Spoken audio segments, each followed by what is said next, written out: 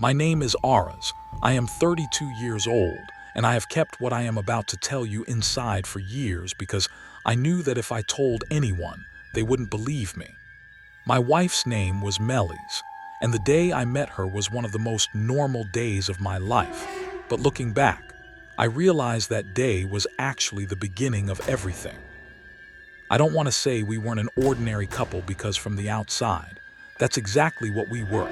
Living together, working, going out on weekends, sometimes arguing, but generally appearing to be a happy couple. The first months of our marriage were truly like this, and I thought it would last forever. But at some point, her behavior began to change in small but noticeable ways, and this change progressed so slowly that at first, I didn't even notice. Melis was always an energetic person. She would get up early in the mornings, move around the house, turn on music, and prepare coffee for me. But then, she started waking up later. This was normal, she could have been tired, but that wasn't the issue. The issue was the way she woke up. The way she looked at me when she opened her eyes had changed. It was as if for a few seconds she didn't recognize me, then suddenly she would return to her old self. These small moments began to create a strange unease within me, but I didn't even admit it to myself because there had to be a logical explanation. But one night, the need for that explanation completely disappeared because what I saw that night was not something that could be explained by logic. That night, it was almost 3 o'clock. I am a light sleeper and usually wake up at the slightest sound, but what woke me up that night wasn't a sound. It was a lack, the absence of the warmth that should have been beside me. By reflex, I reached my hand to the other side of the bed, but it was empty. The sheet was cold, which made me feel that Melis had not been in bed for a long time. I opened my eyes. The room was dark, but the door was ajar, and a very faint light was coming from the hallway. At that moment, a restlessness arose in me for a reason I didn't know, because even if Melis usually got up at night, she would either open the door completely or close it.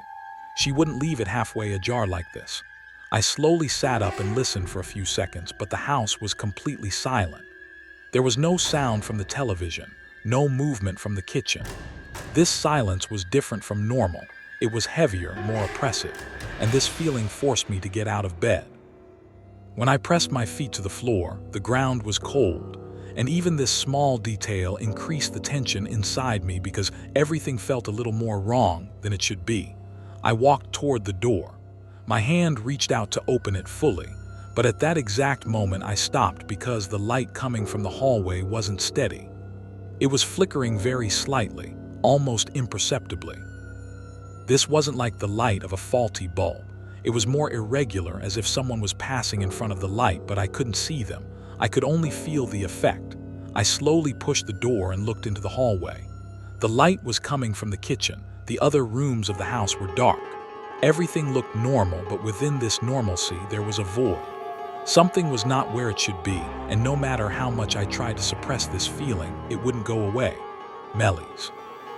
I called out, but my voice came out lower than I expected, as if the house had absorbed my voice and no answer came. I waited a few more seconds, then started walking toward the kitchen. Each step felt heavier. My heart was accelerating instead of slowing down, and this situation was completely beyond my control.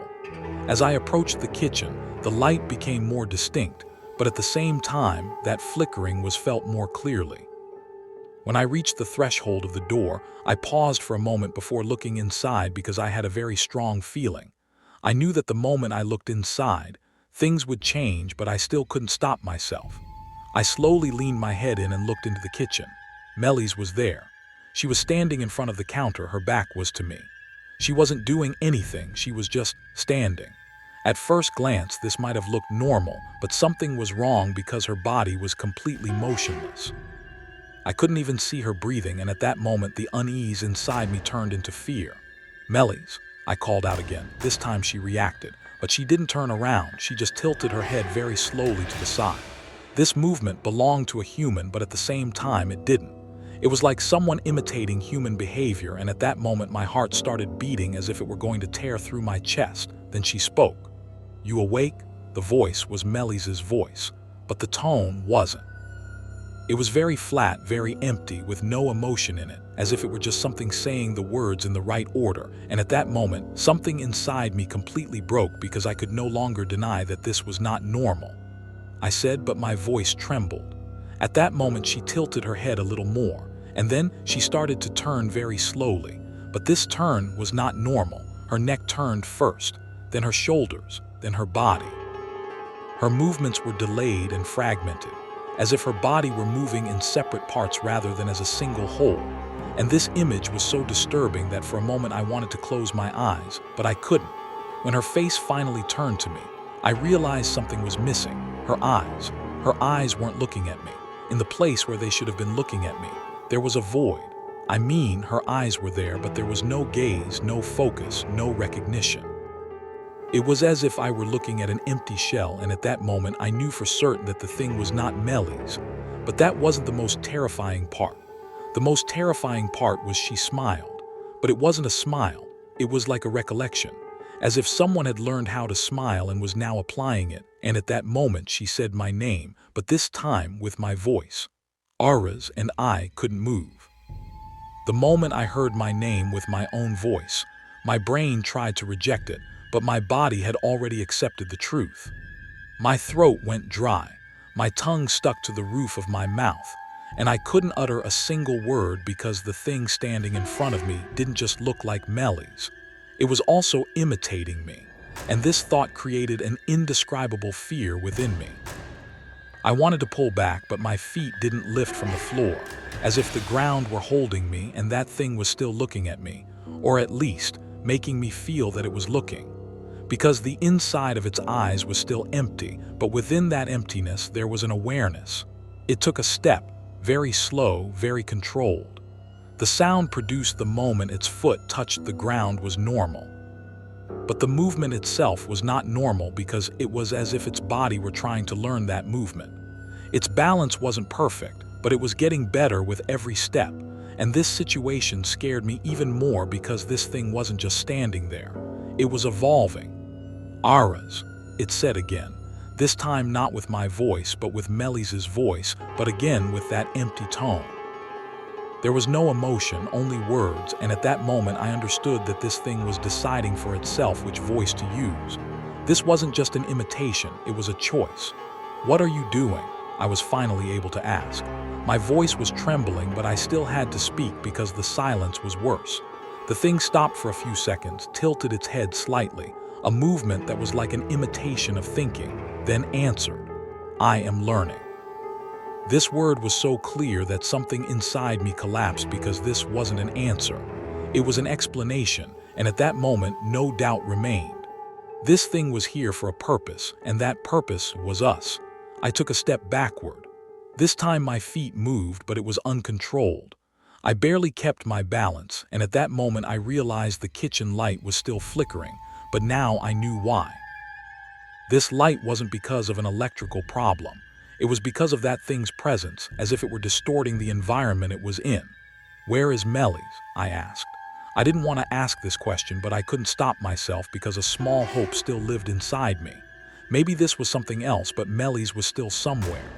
The thing didn't answer this question immediately. It remained motionless for a few seconds, then tilted its head, this time to the other side, and this movement was excessively long. Its neck turned more than normal. This image made my stomach turn, but I couldn't look away. Here, it said, but with this answer it slowly moved its hand to its chest.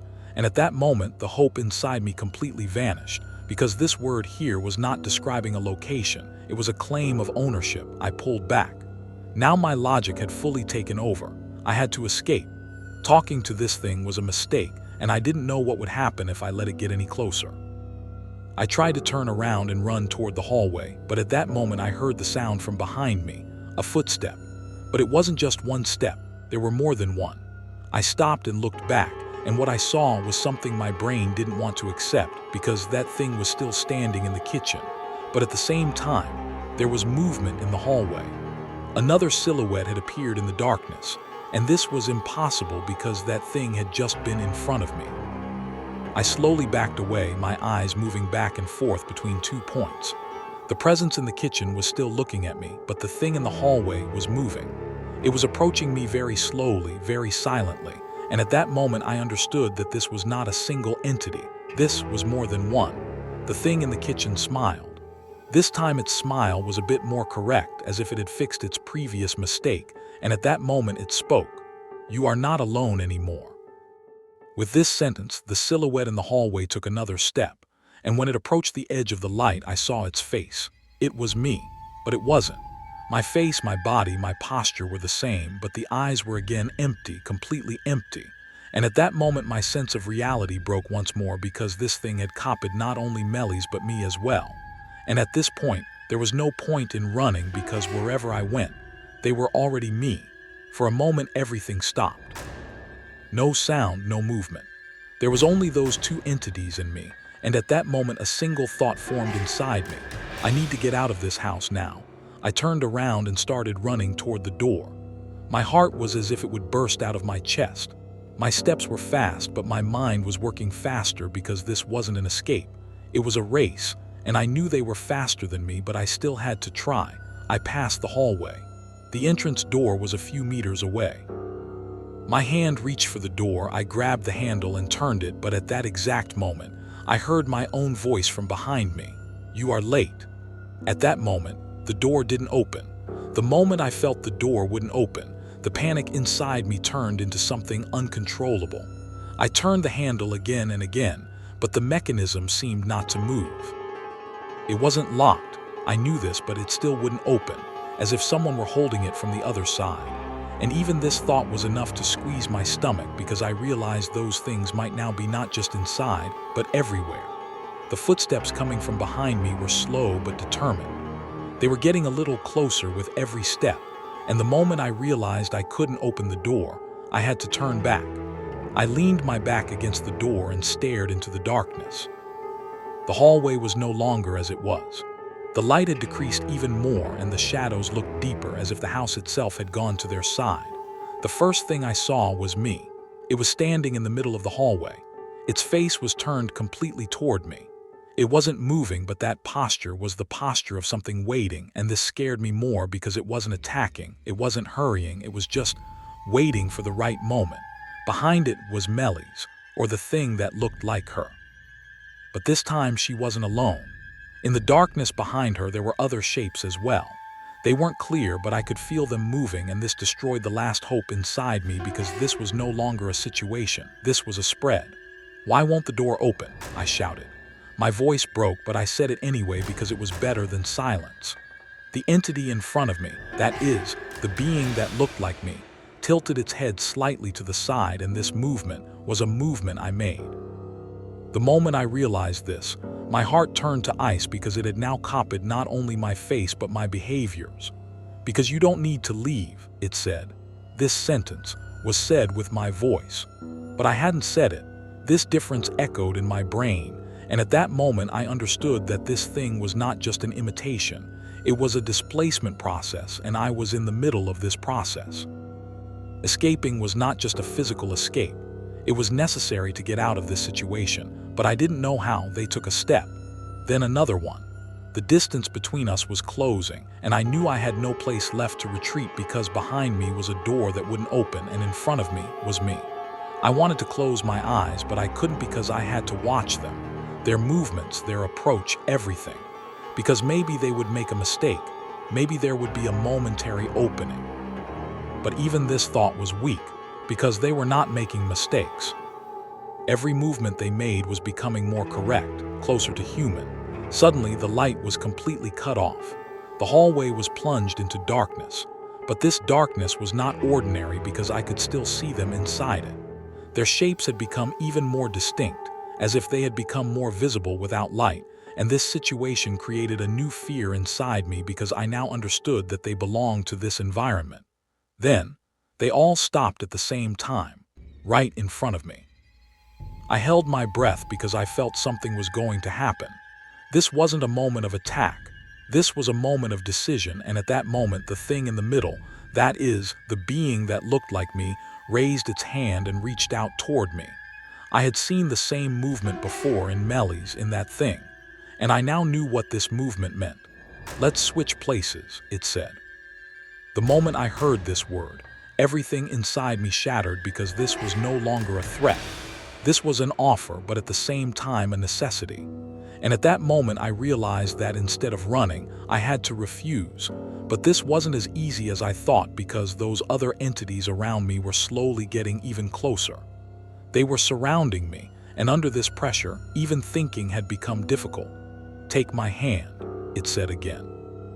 This time my voice was softer, more convincing, as if I were really speaking, and this shook me more because this thing was no longer just imitating, it was using me. I shook my head, I pulled back, but there was the door behind me and no place to run. My heart was as if it would explode in my chest, and at that moment a thought formed in me. If I did what this thing wanted, maybe everything would end, but at what cost? It brought its hand a little closer.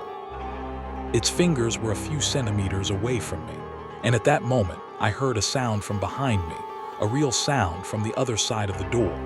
Aras opened the door. This was Melis, the real Melis. And at that moment everything became even more complicated because this was impossible.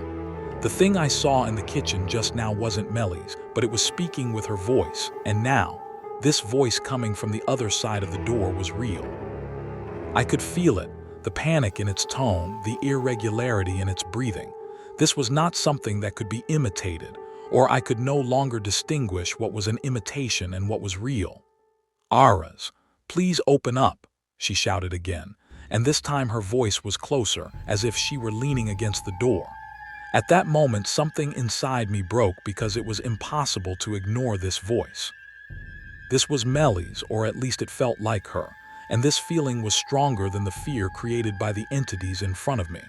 But the entity standing in front of me still had its hand outstretched. It was waiting, not hurrying, because it also heard that voice, and this situation had changed the balance of the environment. That thing turned its head slightly toward the door, and for the first time, I saw it hesitate. This was a small but important detail because this being had failed to give a certain reaction for the first time. "Choose the wrong one," it told me. This time it was with Melis's voice, but it was darker, deeper, as if it had distorted the emotion in that voice, and this sentence was like a warning but also a threat. I looked at the door, then turned back to it. I was stuck between two different realities, and there was no way of knowing which one was correct because both were equally convincing. But one was calling to me and the other was trying to hold me.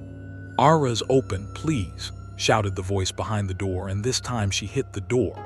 A dull sound spread through the hallway, and this sound changed everything at that moment because this sound was real. Its echo, its power, its timing, everything was as it should be. And at that moment I understood that the thing outside could not be fake. At least it couldn't be this flawless. I took a step toward the door. The entity in front of me reacted instantly, reaching its hand a little further. This time it was faster, and this haste was its first mistake because this movement wasn't natural. It was like panic. And at that moment I realized that it was also starting to lose control. "If you go, you can't come back," it said, this time with my voice but harder, sharper. This sentence created a momentary pause in me because it looked more like a truth than a warning. But I had to decide at that moment because I had no time left. I reached for the door, I grabbed the handle. This time it was different. The mechanism was soft, as if the resistance from before had never happened, and this in itself was a sign because the door now wanted to be opened. Suddenly a sound of movement came from behind me. Fast, sudden, uncontrolled. And this time they weren't waiting. They were running. I opened the door. The door opened suddenly, and the light coming from outside dazzled my eyes. For a few seconds I couldn't see anything, but I felt something. Someone hugged me. A warm, real contact, and at that moment all the tension inside me dissolved at once because this was real. "Aras," said Melis.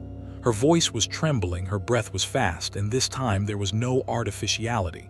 This was completely her, but just as I was about to hold her back, I heard the voice coming from behind me. Wrong choice. This sentence was my voice. By reflex, I looked behind me, and what I saw shattered that brief feeling of relief inside me because inside the door, that entity was still standing. But this time it wasn't alone. The darkness behind it had taken shape completely. There were multiple, maybe dozens of silhouettes, and all of them were looking at me at the same time. and all of them were smiling. The door began to close by itself, slowly, heavily, and I had to step back because I didn't want those things to cross that threshold. As the door was closing, the last thing I saw was me, but the one that stayed inside, and he tilted his head slightly. As if accepting that something had ended, the door closed, there was silence. But this silence was not comforting.